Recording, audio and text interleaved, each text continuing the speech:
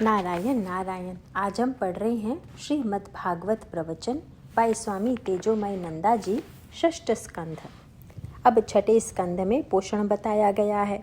सर्ग विसर्ग स्थान के बाद आता है पोषण। पोषण क्या होता है? तो कहा पोषणम तद अनुग्रह। भगवान की जो कृपा है, भगवान का जो अनुग्रह है, उसी को पोषण कहते हैं।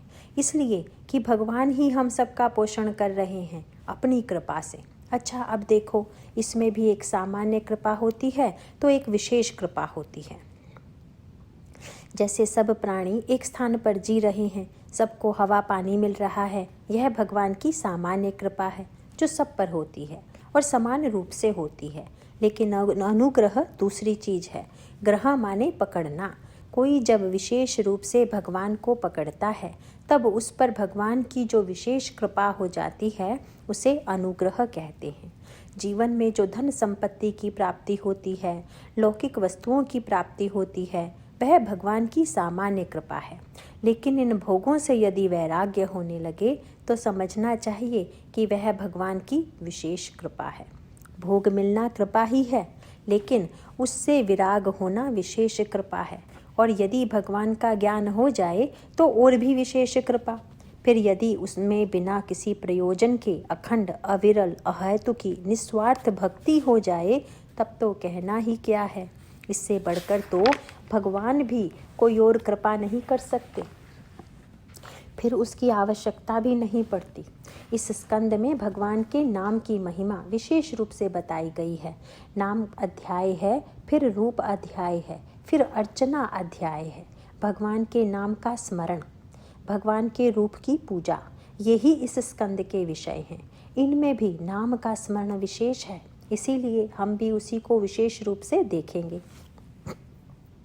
राजा परीक्षित ने जब नरकों का विस्तृत वर्णन सुना कि किसको किस नरक में जाना पड़ता है, किस प्रकार का दुख होता है, तो उनका मन थोड़ा दुखी हो गया।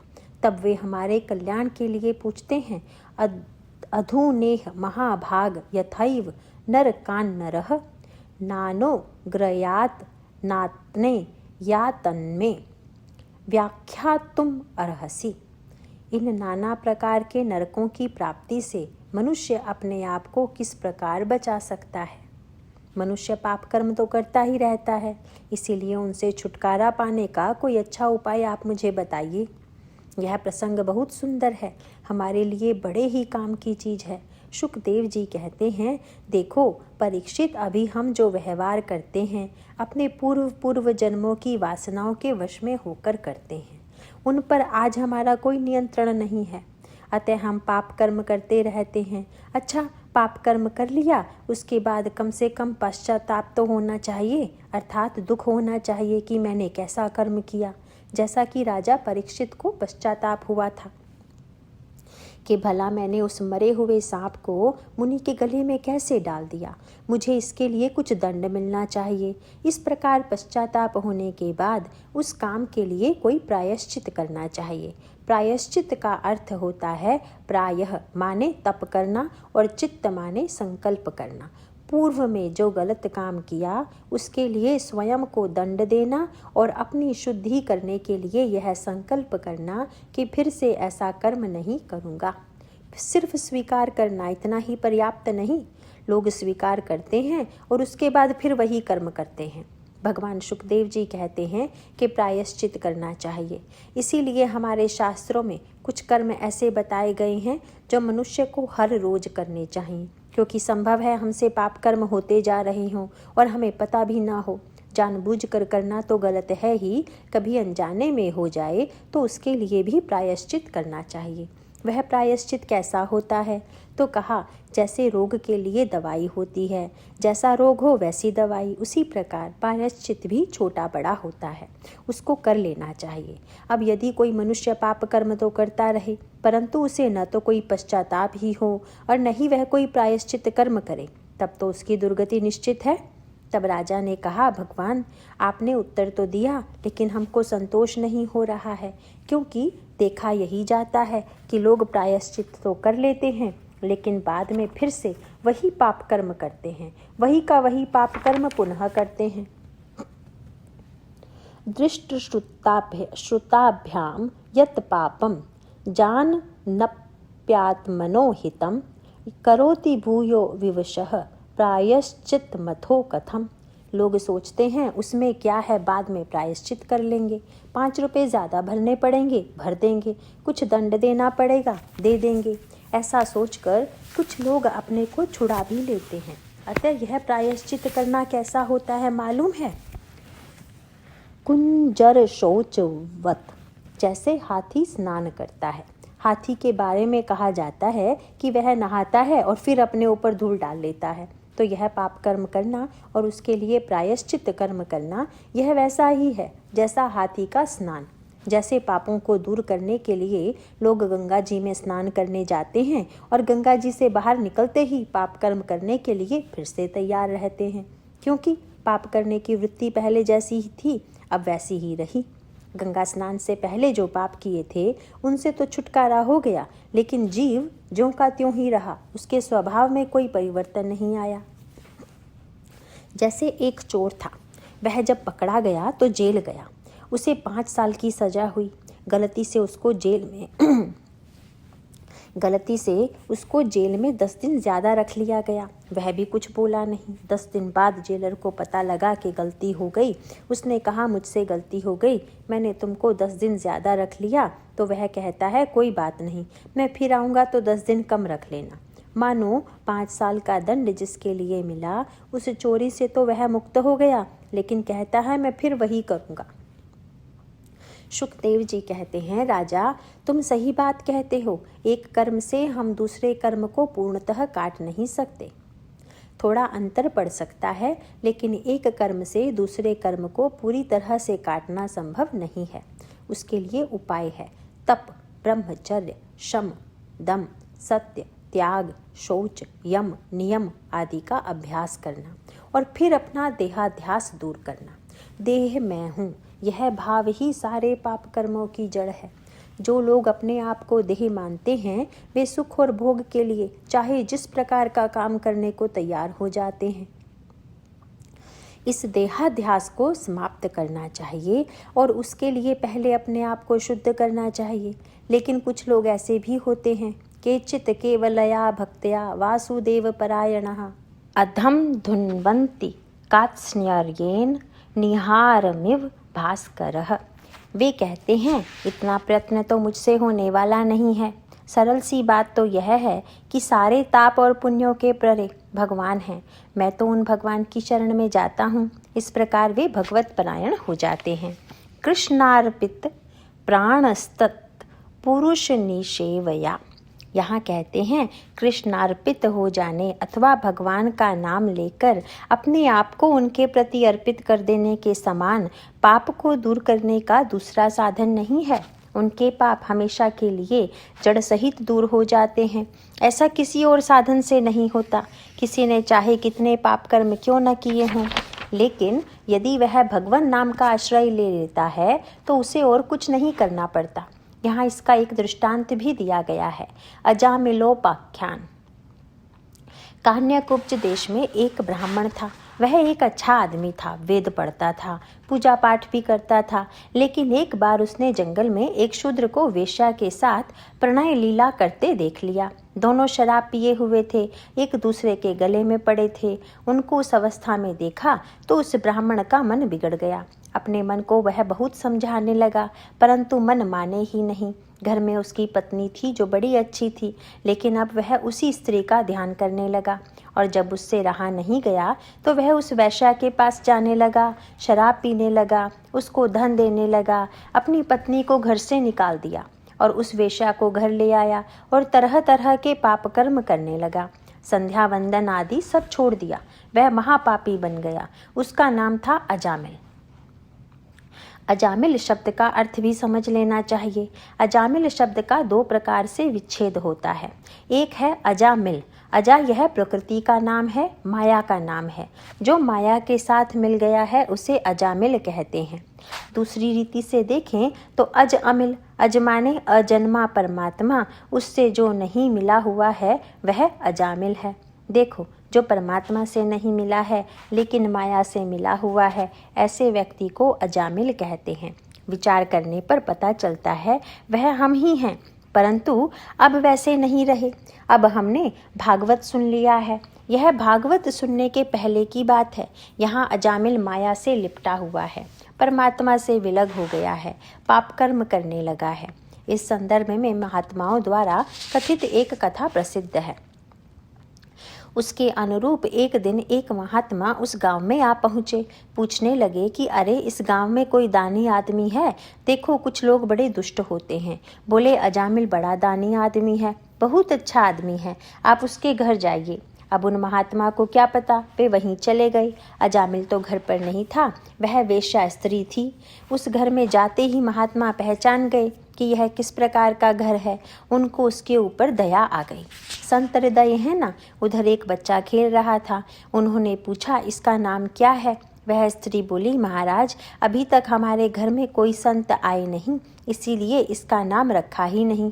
आप ही बताइए, आप जो बताएंगे वही नाम रख देंगे। उन्होंने कहा, इसका नाम नारायण रखो। देखो संत की कृपा। बोले, कम से कम इसको बुलाएंगे तो इनके मुंह से नारायण नाम तो निकलेगा।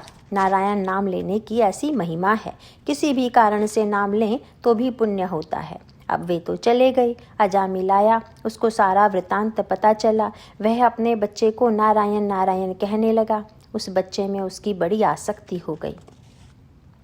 अब अजामिल 88 साल का हो गया था, मरणशैया पर पड़ा था। यमदूत उसको लेने के लिए आए, और जब यमदूत आते हैं तो जो भी पाप कर्म किए हों वे सब के सब दिखाई देने लगते हैं। घबराकर अजामिल ने पास खेल रहे अपने बच्चे नारायण को पुकारा। तब अजामिल को अभी यमदूतों ने पकड़ा ही था कि इतने में हरिदास, जो भगवान के ही समान रूप वाले होते हैं, वे भी वहां पहुंच गए। उन्होंने यमदूतों से कहा, छोड़ो इसको। यमराज के दूतों ने सोचा, ये कौन लोग आ गए हैं। उनको मालूम ही नहीं था कि ये कौन लोग हैं। उन्होंने पूछा, तुम कौन हो? तो हरिदासों ने कहा, पहले तुम कौन हो यह बताओ। बोले, हम यमदूत हैं, इसके प्राण लेने के लिए आए हैं। आप हमें अपने कर्तव्य कर्म से क्यों रोकते हैं? यह तो बड़ा पापी आदमी है, हमें इसको लेकर जाना है। विष्णु दूतों ने कहा, तुम बड़ी धर्म कर्म की बात करते हो। धर्म किसे कहते हैं, जरा बताओ तो। उन्होंने कहा, जो वेदों के द्वारा बताया गया वह धर्म है। उसमें यह बताया गया कि इस देह को धारण करने वाला एक जीव है, जो मन, बुद्धि और इंद्रियों सहित रहता है। वह अलग अलग प्रकार के कर्म करता है। वह जिस प्रकार के कर्म करता है, उसी के अनुरूप भिन्न भिन्न प्रकार की योनियों को, गति को प्राप्त होता है। उसे अपने कर्मानुरूप फल भोगना पड़ता है। यह जो आदमी है, अयम ही श्रुत संपन्नः, यह अच्छा पढ़ा लिखा ज्ञानी था। यहाँ ज्ञानी यानी पढ़ा लिखा, लेकिन गलत संगत में पढ़कर यह पापी हो गया, और पाप की गति नरक ही है। इसीलिए हम इसको वहाँ ले जा रहे हैं। सीधी सी बात है, इसने वेदों में बताए हुए धर्म का पालन नहीं किया। इसने धर्म को छोड़ दिया था, कोई सही कर्म करता नहीं था, अतः हम इसको लेकर जा रहे हैं। विष्णु दूतों ने कहा, अहो कष्टम धर्म दृशाम धर्मः स्पृश्यते सभाम। तुम लोग जिनका काम ही धर्म का पालन करना और करवाना है, वे ही अधर्म करने लग जाएं तो बेचारी प्रजा कहाँ जाएगी। जैसे एक बालक माँ की गोद में निश्चिंत होकर सोता है कि माँ मेरी रक्षा करेगी, तो अब यदि माँ ही उसको न देखे और उल्टे उसे मारने या दंडित करने लग जाए तो वह बेटा कहाँ जाएगा। सबको मालूम है कि धर्मात्मा हैं यमराज बड़े, वे अधर्म का, अन्याय का काम नहीं करते। जो जैसा काम करता है उसको वैसा ही फल देते हैं। गलत कर्म करने वालों को दंड देते हैं, परंतु अच्छा काम करके भी यदि दंड मिलने लगे तो फिर किसी को किसी बात पर भरोसा ही नहीं रहेगा। अब वे यमदूत चकरा गए, सोच में पड़ गए। फिर उन्होंने विष्णु दूतों से कहा कि आप कौन से धर्म की बात कर रहे हो? हमारे संविधान में तो ऐसा कुछ दिखाई नहीं देता है। इसने ऐसा कौन सा अच्छा कर्म किया है? विष्णुदूत कहते हैं, इस व्यक्ति ने परम धर्म का पालन किया है। समझे, तुम कहते हो कि जो वेद विहित है वह धर्म है। हम कहते हैं वेद स्वयं भगवान से प्रकट हुए हैं, और भगवान का धर्म ऐसा है कि कोई कितना भी पापी क्यों ना हो, मरण काल में यदि वह भगवान का नाम लेता है तो उसके कोटि कोटि जन्मों के करोड़ों करोड़ों पाप ध्वस्त हो जाते हैं, समाप्त हो जाते हैं। सामान्य रूप से तुमने जो धर्म बताया, कर्म की गति दिखाई, वह ठीक है, लेकिन उसके लिए एक अपवाद है। अंत समय में जो भगवान का नाम लेता है उसको कर्म फल आदि कुछ भोगना नहीं पड़ता, यह नियम है। और इसने आखिरी समय में भगवान का नाम लिया है, इसलिए इसके ऊपर अब तुम्हारा कोई अधिकार नहीं है। तुम लोग भागो यहाँ से। वे भाग गए और फिर विष्णुदूत भी चले गए। तब अजामिल जैसे स्वप्न से जगा। उसने सब देखा सुना, उसकी आंखें एकदम खुल गई। उसने सोचा कि देखो, ब्राह्मण होकर भी मैं कितना नीच हो गया, मैंने कितने गलत काम किए। सिर्फ एक बार मैंने भगवान का नाम लिया, और वह भी अपने बच्चे को पुकारने के लिए, फिर भी भगवान ने मुझे बचा लिया। अब मैं ऐसा बुरा काम कभी नहीं करूँगा। उसके पूर्व संस्कार फिर से जागृत हो गए। वह हरिद्वार चला गया। वहाँ जाकर उसने पूरी तरह से अपने मन को भगवान में ही लगा दिया और मुक्त हो गया। अजामिल की यह कथा बड़ी प्रसिद्ध है। इधर सारे यमदूत यमराज के पास पहुँचे। फिर उन्होंने बड़ा ही अच्छा प्रश्न पूछा। वे कहते हैं, महाराज, आप हमें यह बताइए कि जगत में कितने यमराज हैं, कितने शासक हैं? आप ही एक हैं ना, या और भी कोई यमराज है दुष्टों को दंड देने वाले? हमें तो लगता है कि आप ही दंड देने वाले हैं, आपको कोई पूछने वाला नहीं है। यदि आपके अतिरिक्त और भी कई शासक हो जाएंगे तो फिर कोई नियम नहीं रह जाएगा। एक दंड देगा, दूसरा क्षमा कर देगा, उससे व्यवस्था नहीं रहेगी। जो दंड दे वही क्षमा करे, यह बात तो समझ में आती है। तब यमराज ने पूछा, क्यों, क्या हो गया? बोले, हमको भगाया गया है। आपने हमें भेजा था अजामिल को लाने के लिए। जब हमने उसे पकड़ा तो वह नारायण नारायण बोलने लगा। तब न जाने कहीं से बड़े सुंदर चतुर्भुज व्यक्ति वहां आ गए और उन्होंने हमें रोका। ऐसी बात सुनते ही धर्मराज भाव विभोर हो गए। धर्मराज बड़े भागवत हैं, भगवान के भक्त हैं, तो वे भगवान की भक्ति में मग्न हो गए। फिर संभल कर बोले, तुमने गलत किया। जिसने अंत में भगवान का नाम ले लिया उसके ऊपर मेरा वश नहीं चलता है। जिह्वा न वक्ति भगवद गुण नाम ध्येयम, चेतश्च न समरति तत्चरणारविंदम, कृष्णाय नो नमति यच्छिर एकदापि, तानान्य ध्यवमस सतो कृत विष्णु कृत्यान। जिनकी जीभ कभी भगवान का नाम नहीं लेती, जिनका मन कभी भगवान का स्मरण नहीं करता, जिनका मस्तक एक बार भी भगवान श्री कृष्ण के सामने नहीं झुकता, ऐसे लोगों को तुम पकड़कर ले आओ। शेष लोग परम धर्म का पालन करने वाले होने के कारण उन पर न तो हमारा प्रभाव चलता है, न ही उन पर हमारा वश है। इस भागवत धर्म के रहस्य को स्वयंभुव मनु, प्रहलाद, नारद, शुंभ, सनत कुमार, कपिल, जनक, भीष्म, बलि, वेद व्यास जी आदि कुछ ही लोग जानते हैं। तो यह नाम की महिमा यहाँ बताई गई। नाम महिमा, इस विषय पर विशेष रूप से विचार करने की आवश्यकता है। देखो, हम लोग सोचते हैं कि हमने छोटा सा पाप किया है तो हमें छोटा सा प्रायश्चित कर्म करना पड़ेगा, और यदि हमारा पाप बड़ा है तो उसके लिए उतना ही बड़ा प्रायश्चित कर्म करना पड़ेगा। अब देखो, यदि ऐसा हो तो जिन्होंने करोड़ों जन्मों में पाप किए होंगे उनका निस्तार कैसे होगा? इस गणित के अनुसार तो कभी नहीं होगा। बड़े पाप के लिए बड़े प्रायश्चित की जरूरत पड़े तो तब उसका कहीं अंत ही नहीं होगा। लेकिन भगवान ने एक बहुत बढ़िया चीज जगत में रख छोड़ी है। यहाँ जो सबसे बड़ा पाप है उसके लिए भगवान ने एकदम सरल सा उपाय दे दिया। भगवान का अनुग्रह है, इसी को पोषण कहते हैं। यह बात हमारी समझ में नहीं आती है। भगवान ने उसको इतना सरल कर दिया है कि उसकी सरलता के कारण हमें उस पर विश्वास ही नहीं हो पाता। हम सोचते हैं पाप जितना बड़ा हो, जितना घोर हो, उतना ही बड़ा प्रायश्चित होना चाहिए। अब यदि किसी व्यक्ति का पाप अत्यंत घोर हो तो क्या करे? तो बोले, मेरा नाम ले लो, छुट्टी हो जाएगी, तुम सब पापों से मुक्त हो जाओगे। देखो, इस बात पर जल्दी विश्वास नहीं होता है ना? जैसे होम्योपैथिक दवाई पर लोगों को शीघ्र विश्वास नहीं होता। किसी आदमी को कुछ हो जाए और उससे कहा जाए कि इतने से ही ठीक हो जाएगा, बड़े बड़े इंजेक्शन, ऑपरेशन आदि की आवश्यकता नहीं है, तो उसको उस बात पर विश्वास ही नहीं होता। बहुत बार ऐसा होता है, रोग दिखने में बड़ा होता है लेकिन उसका उपाय सरल सा होता है। उस छोटे उपाय पर हमें शीघ्र विश्वास नहीं होता। इसी प्रकार लोगों को लगता है इतना बड़ा पाप किया है तो न जाने कौन कौन से यज्ञ, दान, तप आदि पुण्य कर्म करने पड़ेंगे।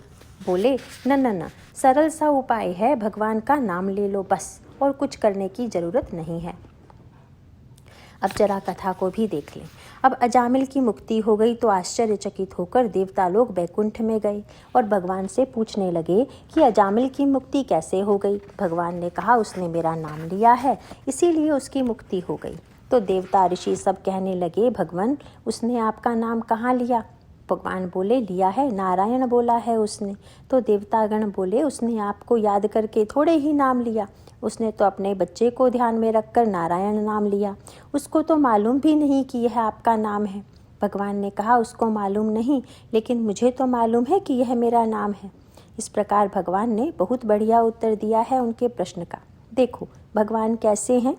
जीव को मुक्त करने के लिए वे प्रतीक्षा करते रहते हैं कि यह मुझे कोई कारण या निमित्त दे दे तो मैं झट से इसको मुक्त कर दूं। एक केमिस्ट्री पढ़ाने वाले प्रोफेसर थे। उनके कॉलेज में एक फुटबॉल खेलने वाला विद्यार्थी था। केमिस्ट्री पढ़ाने वाले प्रोफेसर को फुटबॉल से बड़ा प्यार था।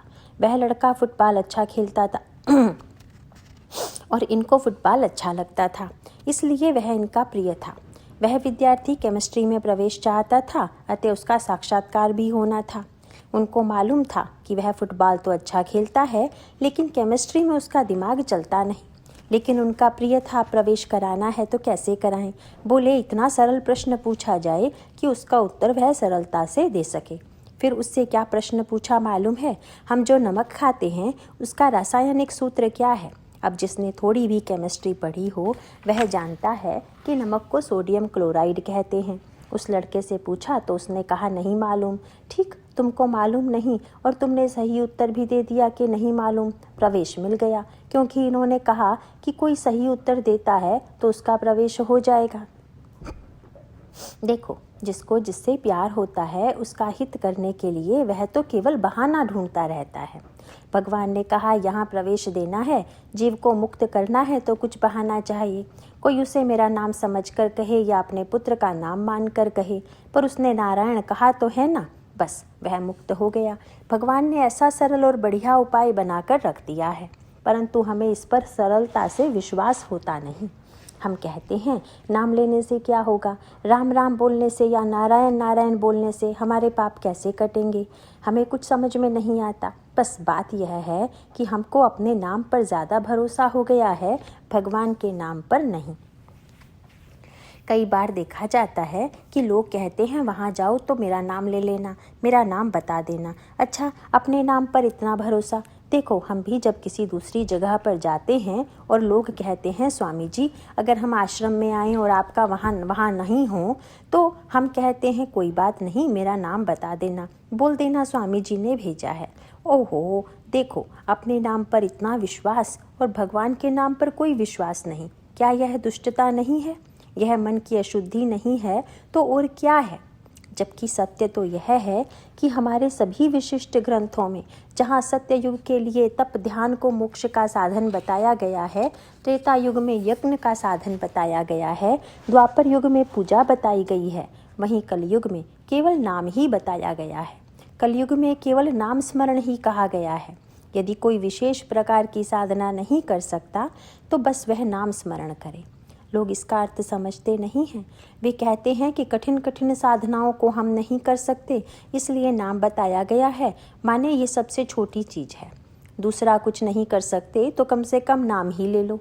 नाम ले लो, यह आखिर में बोला गया है, इसीलिए वह ज़्यादा विश्वास करने जैसी चीज़ नहीं है। इसमें विशेष प्रभाव नहीं होगा ऐसा हमें लगता है, लेकिन इसका वास्तविक अर्थ दूसरा ही है। यही कि इस कलयुग के पाप ऐसे हैं कि यज्ञ यागादि अन्य साधन उनको दूर नहीं कर सकते, परंतु जिन पापों को यज्ञ यागादि दूर नहीं कर सकते उनको नाम दूर करता है। ऐसा कहने पर कोई कह सकता है आप बोलते रहते हो महाराज, क्योंकि आपको रोकने वाला कोई नहीं है। जिसको दूसरे कर्म नहीं बचा सकते क्या उसको नाम बचा सकता है? इसका मतलब क्या हुआ? देखो, यहाँ साधना का सिद्धांत समझ लेना चाहिए। हमें साधना का जो फल मिलता है वह एक तो हमारे पुरुषार्थ से, अपने प्रयत्न के कारण मिलता है, और एक होता है जो किसी और की शक्ति हमारे साथ हो तो उसका फल मिलता है।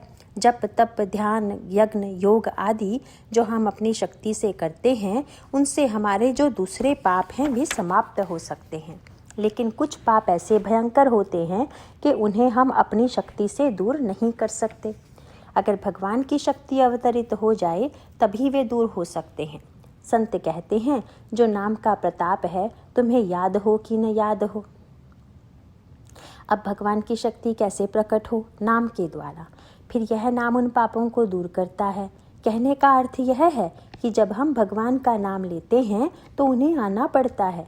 जैसे हम दुख में अथवा बीमार पड़े हुए हों और उस समय यदि हम किसी को आवाज़ देते हैं, नाम लेकर किसी को पुकारते हैं, तो वह व्यक्ति दौड़कर हमारे पास आता है और आकर हमें बचा लेता है।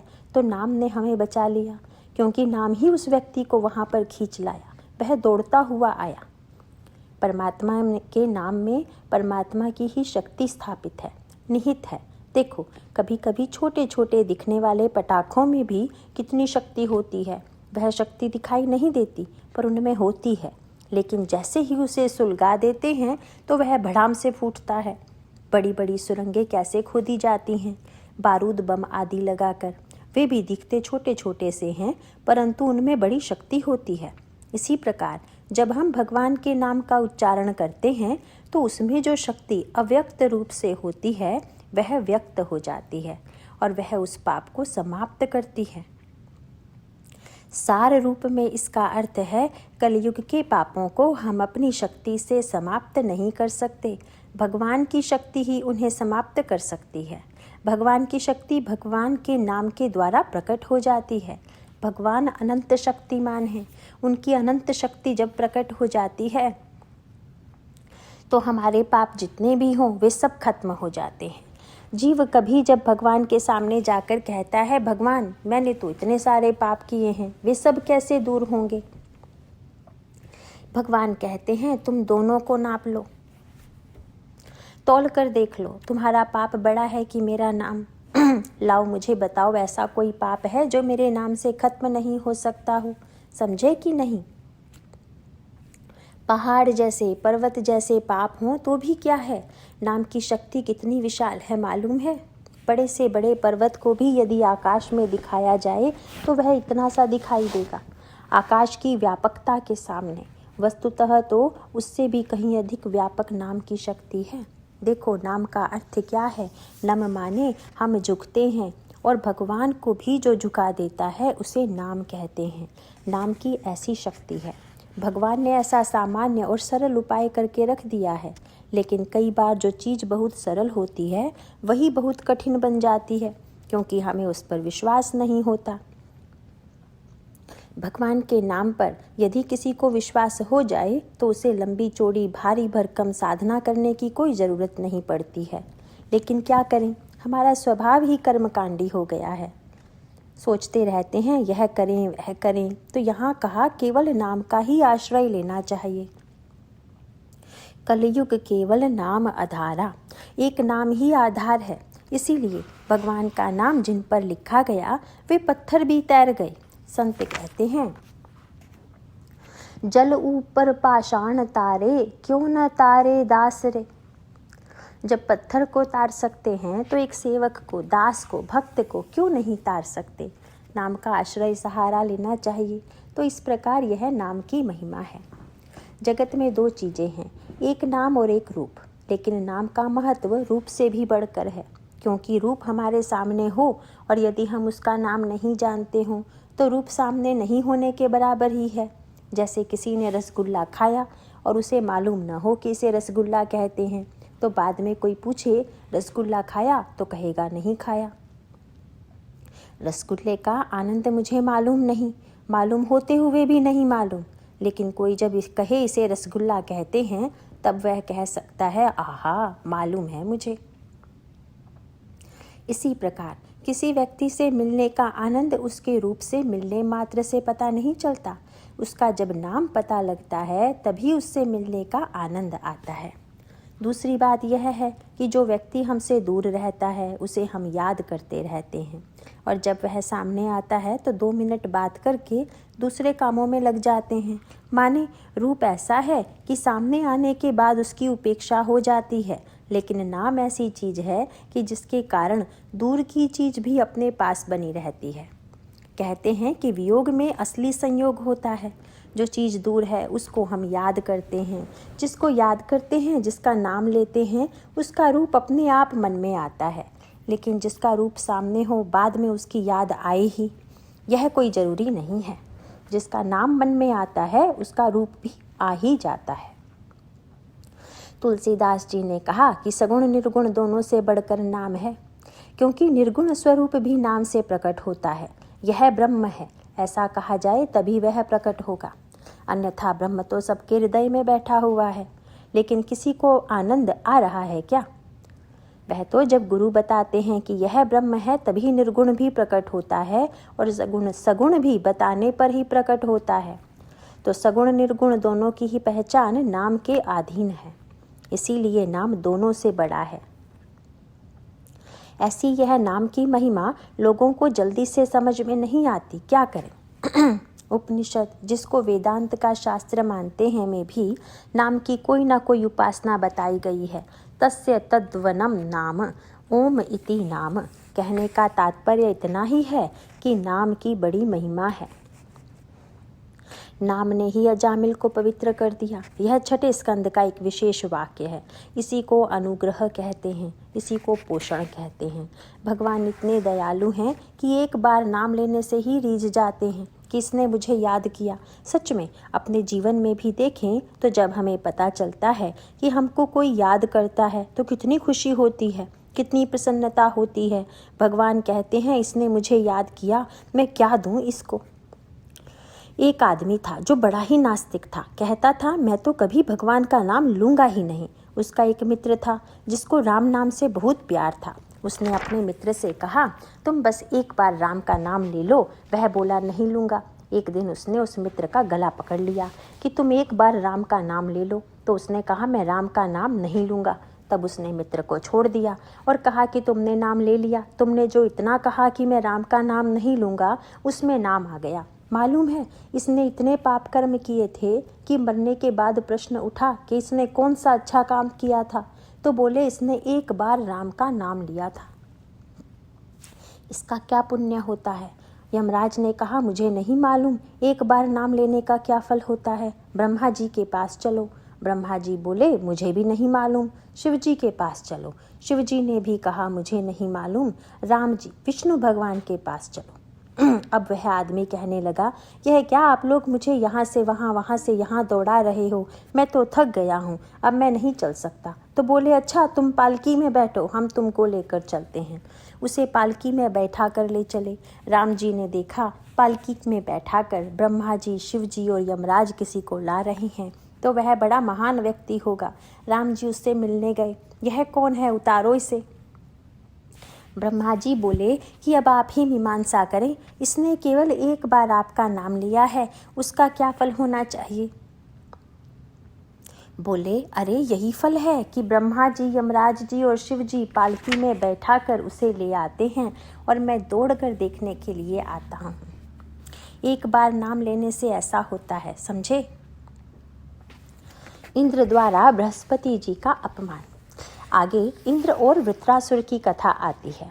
एक बार इंद्रदेव ने मद में आकर अभिमान के कारण गुरु बृहस्पति का अपमान कर दिया। बृहस्पति जी सभा में आए, इंद्र ने देखकर भी अनदेखा कर दिया। बृहस्पति अपमानित हो गए लेकिन कुछ बोले नहीं। गुरु बृहस्पति चुपचाप वहाँ से चले गए। बाद में इंद्र को पश्चाताप हुआ कि मैंने कैसा गड़बड़ काम कर दिया। वे गुरु को ढूंढने गए, लेकिन गुरु चले गए तो चले गए, पता नहीं वे कहाँ गए।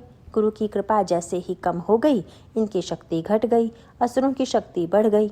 असुरों ने इनके ऊपर आक्रमण कर दिया। अब इंद्र घबराए, देखो गुरु की कृपा नहीं रहती तो बड़ी हानि होने लगती है, अब क्या करें। देवताओं द्वारा विश्व रूप का वर्ण। अब समय ऐसा आ गया कि इंद्रदेव को असुरों के जो गुरु हैं उन्हीं के पास जाना पड़ा। तो वे असुरों के एक गुरु विश्वरूप के पास गए। विश्वरूप ने उन्हें नारायण कवच दिया। भागवत में इसका बड़ा ही विस्तृत वर्णन आता है। नारायण कवच धारण करके फिर इंद्र ने लड़ाई करनी शुरू की। यहाँ युद्ध का वर्णन आता है। बाद में जब उनकी विजय हुई तो विश्वरूप जो असुरों के पक्ष के थे, वे आहुति देते समय एक बार देवताओं को देते तो एक बार छिप छिप कर असुरों को भी दिया करते थे। इंद्र को जब मालूम पड़ा तो उसने विश्वरूप का सिर काट डाला। अब विश्वरूप के पिता त्वष्टा को बड़ा गुस्सा आया। उन्होंने इंद्र को मारने के लिए एक बड़ा यज्ञ किया, लेकिन मंत्र बोलने में कुछ गलती हुई। तब एक भयंकर प्राणी उसमें से निकला।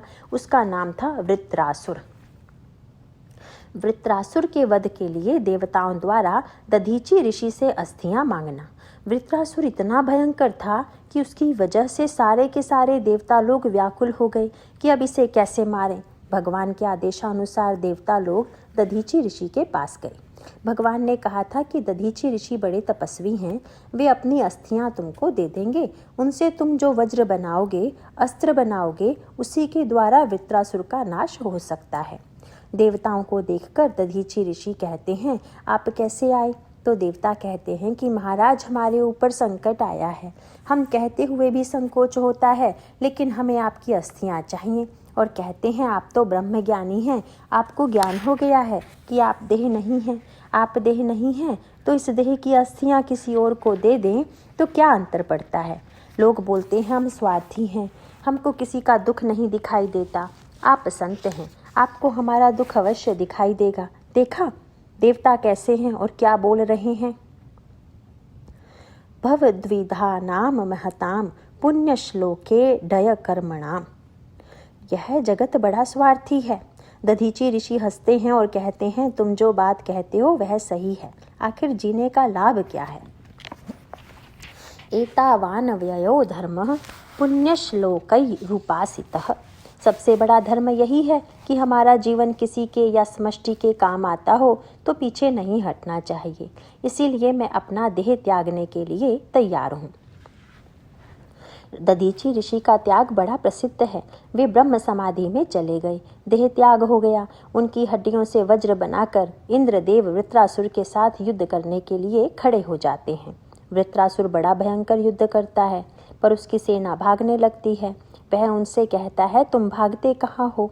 एक बार युद्ध में आए हो तो मर जाओ। लेकिन सेना मानती नहीं है। वह देवताओं को डांटने लग जाता है। वृत्रासुर की भगवत भक्ति व भगवत प्राप्ति। इंद्रदेव जब उसके साथ युद्ध करते हैं तो एक बड़ी विचित्र बात देखने को मिलती है। वृत्रासुर के हृदय में भगवान के लिए जो भक्ति है वह वहाँ पर प्रकट होने लगती है। वह कहता है, इंद्र तुम मुझे मार डालो, मेरा मन भगवान में लगा हुआ है, भगवान के लिए मेरा मन व्याकुल है। कितना व्याकुल है? वृत्रासुर ने यहाँ बहुत सुंदर बात कही है।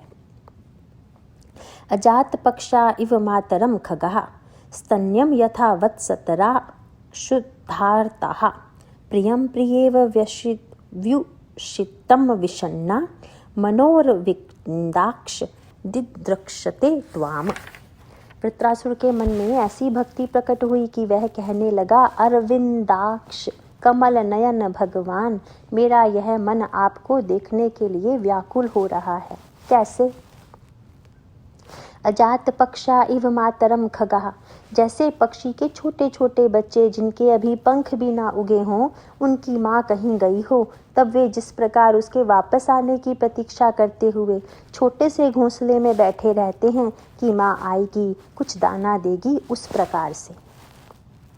स्तन्यम यथा वत्सतरः शुद्धार्ताः। देखो, गाय कहीं चरने के लिए चली गई हो, बछड़ा भूख से व्याकुल हो रहा हो, तब वह कितनी तीव्रता से प्रतीक्षा करता रहता है।